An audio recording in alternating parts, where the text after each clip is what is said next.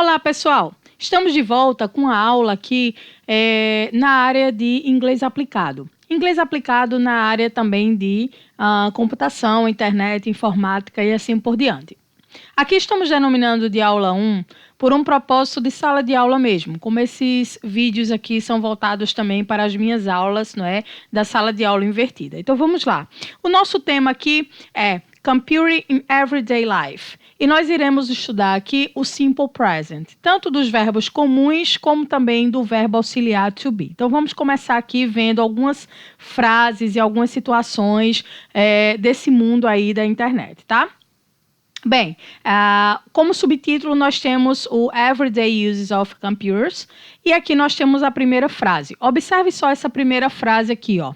We use, veja que o verbo use aqui está de vermelho, está destacado justamente para percebermos como é que se usa esse simple present, esse presente simples, para formar frases que falem, que descrevam, não é, sobre qualquer coisa, sobre qualquer assunto. No caso aqui, a gente está mais voltado para a área de informática, para a área de tecnologia, ok?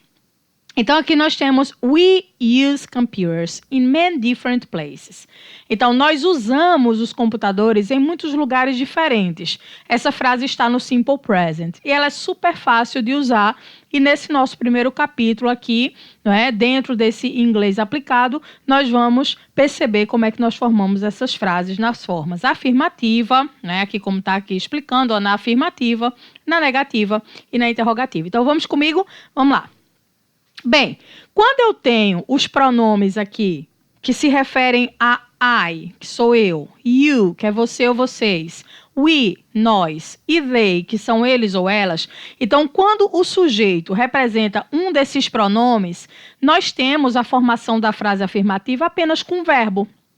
É só você pegar o verbo do inglês lá no infinitivo e colocar na frase. E aí nós temos vários exemplos aqui para essa área voltada para a tecnologia. Olha aqui o primeiro exemplo, ó. We use, então nós sabemos que o verbo to use, que é o verbo usar, ele está aqui na sua forma normal, na sua forma infinitiva. Foi só tirar essa partícula to, né, que deixa o verbo no infinitivo e colocar ele na frase. Como o sujeito aqui era we, que é nós, que é um desses que estão aqui do lado esquerdo, então o verbo é só colocar lá, é só você colocar o verbo lá sem nada, é só colocar o verbo comum, o verbo normal lá, no infinitivo sem o to. Então nós temos aqui algumas frases, olha os verbos aqui que eu estou usando o verbo use, eu estou usando o verbo have, eu estou usando o verbo do, o verbo buy, o verbo use novamente. Então são verbos que estão sendo usados no presente simples, no simple present, basta colocar eles lá quando os sujeitos representam I, you, we ou they. Então, vamos ler cada frase aqui para a gente entender e ver como é que a gente está formando essas frases, tá? Então, eu tenho aqui aquela primeira frase que estava lá no início.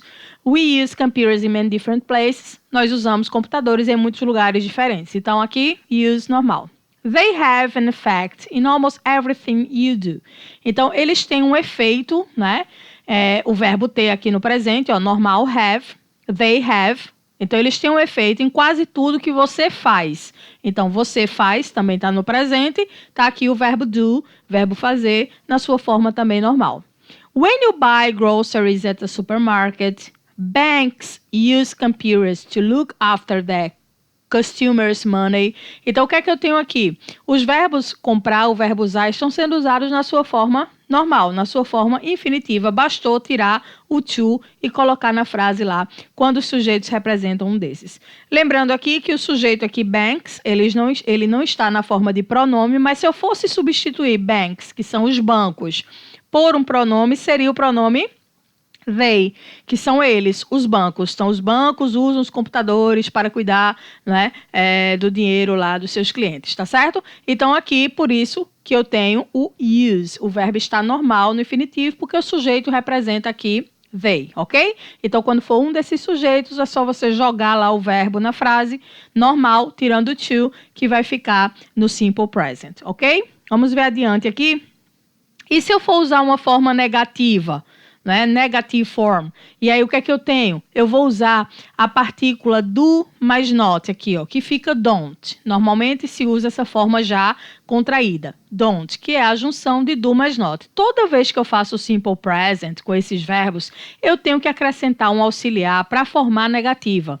A gente não joga em inglês só o not na frase solto. Ele tem que ter um verbo auxiliar.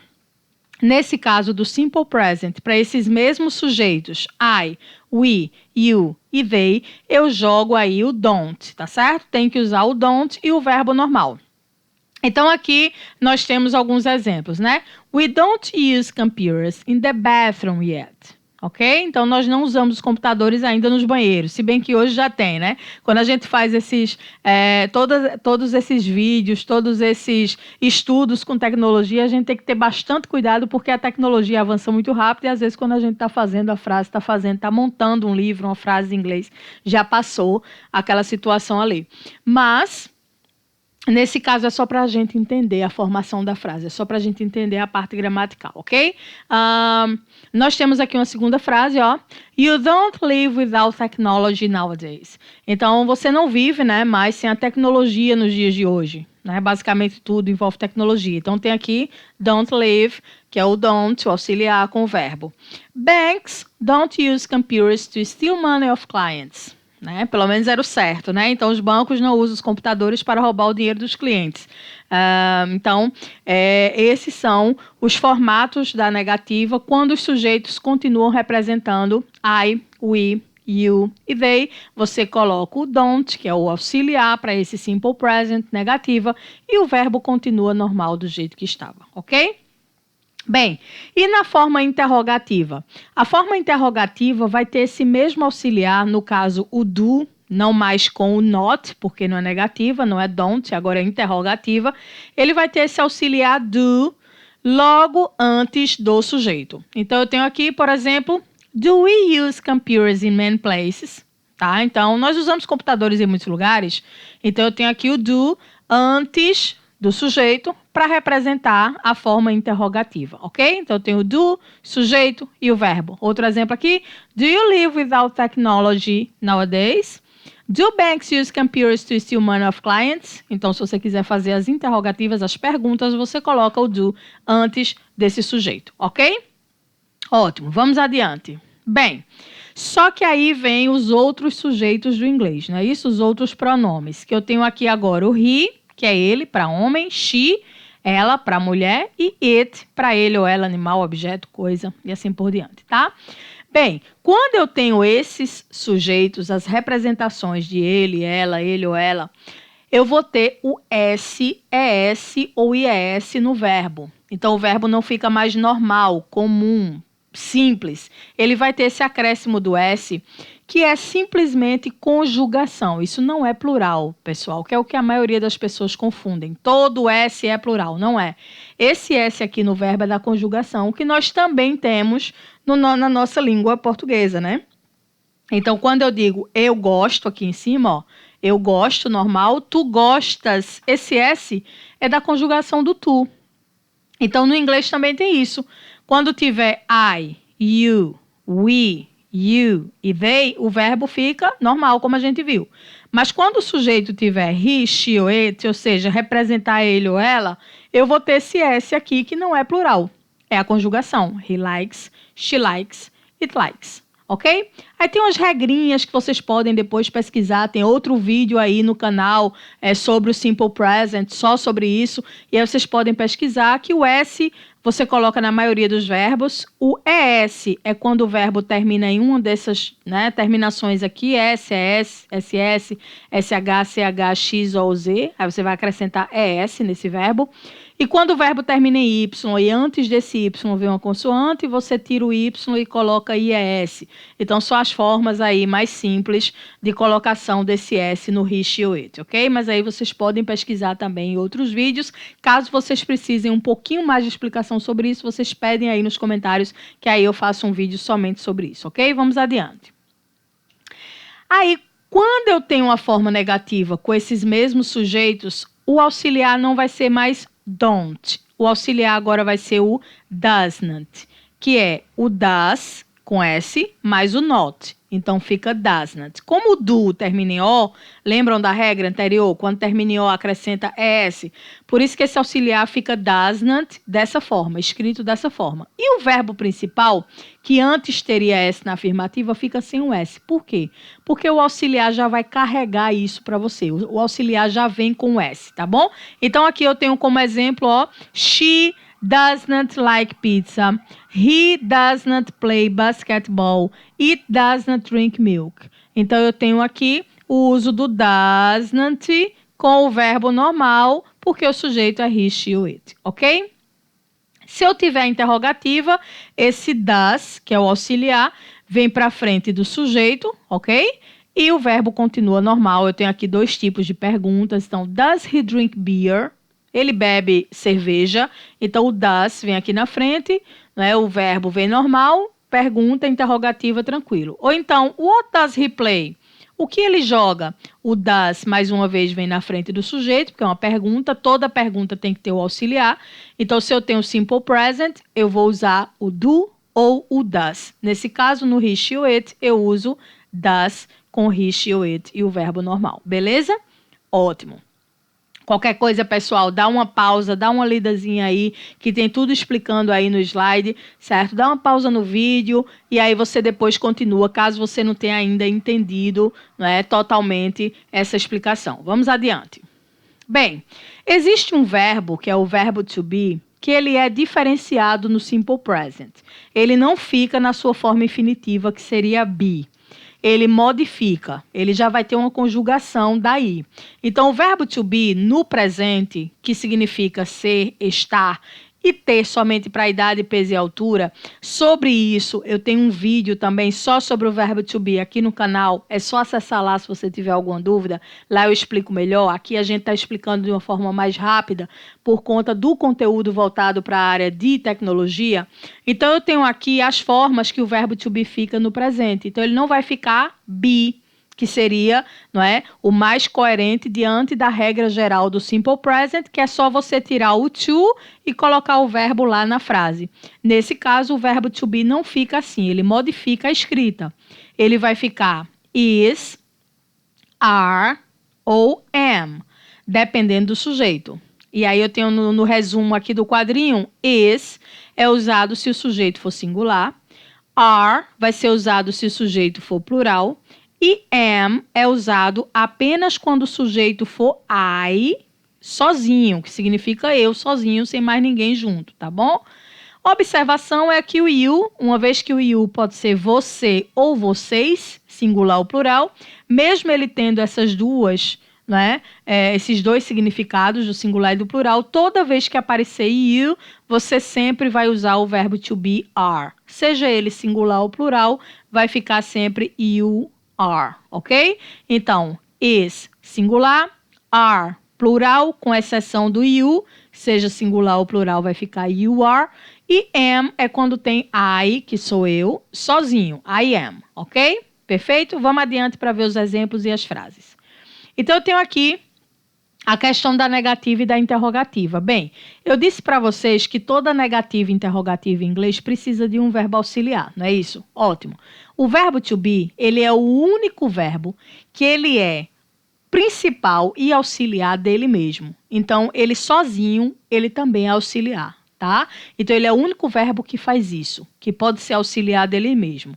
Por isso que quando eu tenho o verbo to be no presente, que é is, are ou am, eu vou formar a negativa com ele mesmo. Então, se eu tenho is, como está aqui a frase, Tony is an engineer, is na negativa vai ficar is not ou isn't, tanto faz. O próprio verbo to be faz a negativa.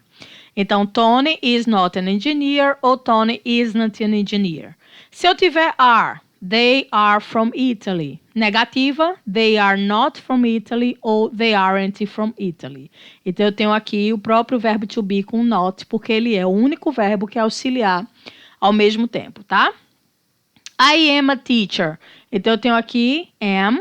Na negativa vai ficar I am not a teacher ou I'm not a teacher, ok? Então, eu tenho aqui as negativas formadas com o próprio verbo to be, porque ele tem essa condição de poder formar a negativa dele mesmo, tranquilo? Na interrogativa, a mesma coisa. Eu vou usar o próprio is, are ou am para interrogar. Então, basta pegar o verbo to be e colocar na frente do sujeito. Então, na afirmativa eu tinha Tony is an engineer. Na interrogativa fica is Tony an engineer? Então, eu tenho o is na frente do sujeito para dizer que está fazendo uma pergunta. Então, o verbo to be tem essa condição, ok? Então, fica na frente do sujeito, ó, o próprio verbo to be, e aí você já fez a interrogativa. Tranquilo? Bem, e aí eu tenho alguns exemplos também com o verbo to be voltado para essa área de tecnologia. Então, eu tenho aqui, por exemplo, computers are part of our everyday life. Então, eu tenho aqui o are, porque computers está no plural. Então, ficou are. Os computadores são parte de nossa vida diária. Não é isso? Então, eu tenho aqui o verbo to be sendo usado numa oração voltada para essa área de tecnologia. A computer is a programmable machine. Então, eu tenho aqui um computador, está no singular, is, então ficou is, porque está no singular. Então, o computador é uma máquina programável, né? Então, está aqui o verbo to be sendo usado para ser ou estar nessas situações. Odyssey Pro X is a portable computer. Então, está dizendo que esse computador aqui, ele é um computador portátil. Ok? Então, também no singular, porque aqui o objeto está no singular. E I am at school now. Eu estou na escola agora, só para a gente fazer uma frase com am, para todo mundo entender aqui, que are é usado no plural, is é usado no singular, e am é usado quando tem I, que sou eu, sozinho aqui, sendo informado como sujeito. Então, I am, ok? Ótimo. Se eu fosse fazer qualquer uma dessas frases na negativa, bastava colocar o not, ou a forma contraída, né? Então, are not ou aren't, is not ou isn't, e aí eu já faria a negativa. E se eu fosse transformar em pergunta, bastava colocar o verbo to be na frente do sujeito. Então, are computers part of our everyday life? E a interrogação. Então, o verbo to be tem essa condição de poder fazer a negativa e a interrogativa dele mesmo. Diferentemente de todos aqueles outros verbos ou qualquer outro verbo que nós temos, como have, como use, como buy, ou qualquer outro verbo que aí eu tenho que acrescentar o auxiliar do ou o auxiliar das para fazer a negativa, a interrogativa e assim por diante, ok? É basicamente isso. Bem, é isso aí, pessoal. Essa foi uma aula muito diferenciada, mais voltada para essa área de tecnologia mesmo. Quem tiver alguma dúvida em algum desses conteúdos, verbo to be ou simple present, no canal tem essas aulas. Então segue a gente, dá uma curtida, não é isso? Dá o seu like aí, faça seus comentários que vocês quiserem. E até a próxima, não é? Até mais, nos vemos. Valeu!